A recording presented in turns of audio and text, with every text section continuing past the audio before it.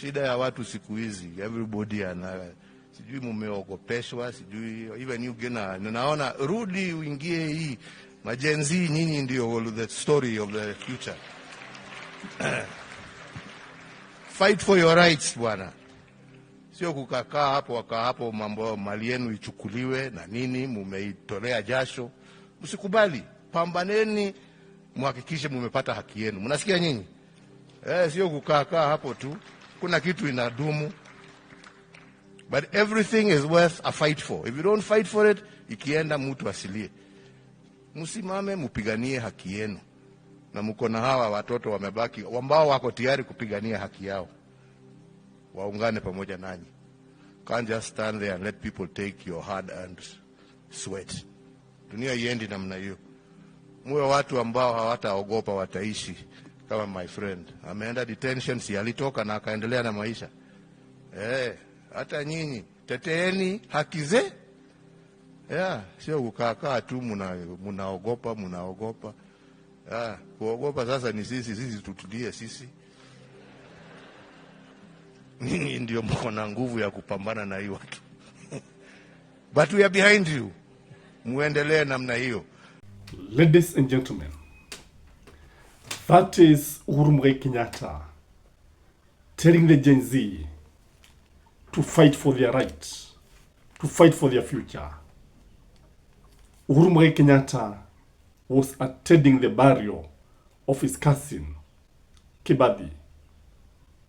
And this sent shockwave in the political circles. In this video, ladies and gentlemen, I want us to look at why this message is shocking, coming from none other than the fourth president of the Republic of Kenya, Uhuru Kenyatta. Number one, why this message shocked everyone is because Uhuru Kenyatta asked his daughter, Gina, to join the youth, to join the leadership, to join the struggle, to join the fight. Uhuru Kenyatta has a lot of money. And now, many questions are actually coming into our minds about Uhuru Kenyatta telling Gina also to join them. Is he preparing Gina to join politics? Is he funding, is he ready, or is he introducing Gina to the abrasive politics of this great nation? And if that is the case, do you think Gina can manage the high voltage politics of this republic? Number two, why this speech by Uhuru Kenyatta shocked everyone is because Mutahi Kagwe, Derito Mureithi, and is it Derito Mureithi? Rikinya Jui, the former Nakuru governor, Kabogo, and the three of the CSCs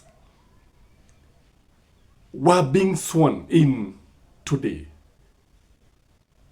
What a coincidence that Uhuru Kenyatta is believed to have proposed the three cabinet secretaries to William Ruto when they met, because immediately they met in Gatodo. That is when the three names were unveiled in the broad-based government. Does this mean that Uhuru Kenyatta did not propose these names? Or does it mean it is William Ruto who was playing mind games?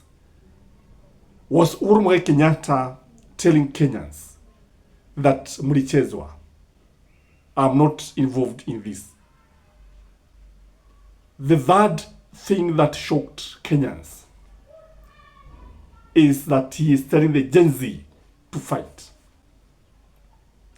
for their future, to fight for their rights.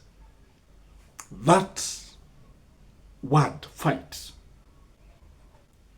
is actually a word that is very controversial coming from a former head of state.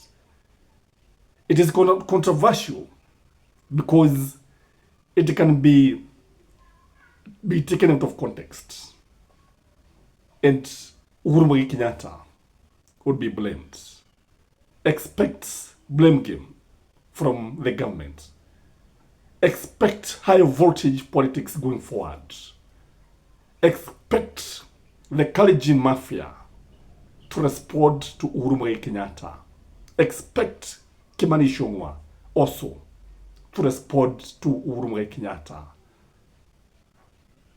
And they are going to actually tell Kenyans that Uhuru Kenyatta is inciting the Gen Z. Another thing that shocked everybody is the body language. The body language and the tone. If you look at the tone, it is that of an angry man. If you look at the body language, it's a man speaking with the finality. It's a serious man. He's not joking.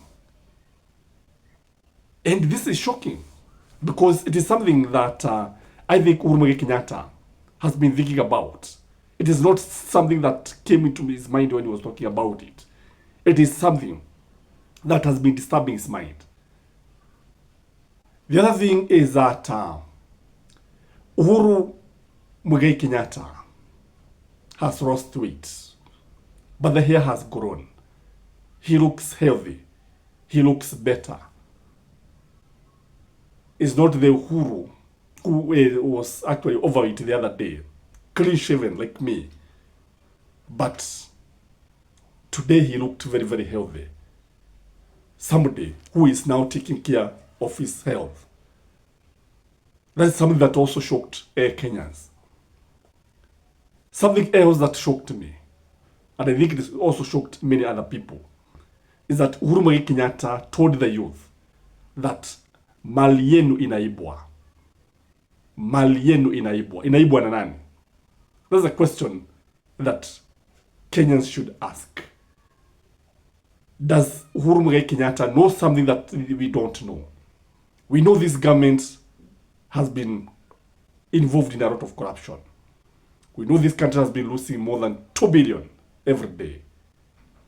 But the fact that Uhuru Kenyatta could tell the youth that mali yao inaibwa and they should now start fighting for it, because he's telling them you cannot toil for your wealth, accumulate your wealth, alafu watu wanakuja wanaiba. Who are these people who are stealing from the youth?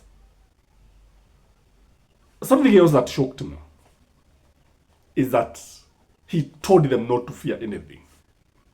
Msiogope chochote. And he gave example of Kibaki, who was detained by the colonialists, but came out stronger. And I think the fact that he's telling them not to fear anything is shocking in my view. Because, Uhuru Kenyatta was the president of this country. And I don't know what this means, because when you look at him, he is fearless. When you look at him, he's so much determined. When you look at him, anawambia, mnasikia? It's like he's even forcing them. So you can see the determination, that he doesn't fear. Last but not least, is that Uhuru Kenyatta pale mwishoni anasema sisi ndio watu wa kuogopa, yani yeye mwenyewe na labda people of his age. The conclusion here is that Uhuru Kenyatta fears the government. Why do you think he fears the government? What do you think, ladies and gentlemen? Because he is telling the Gen Z not to fear. But for him and other leaders of his age, they have everything to fear. What do you think, ladies and gentlemen?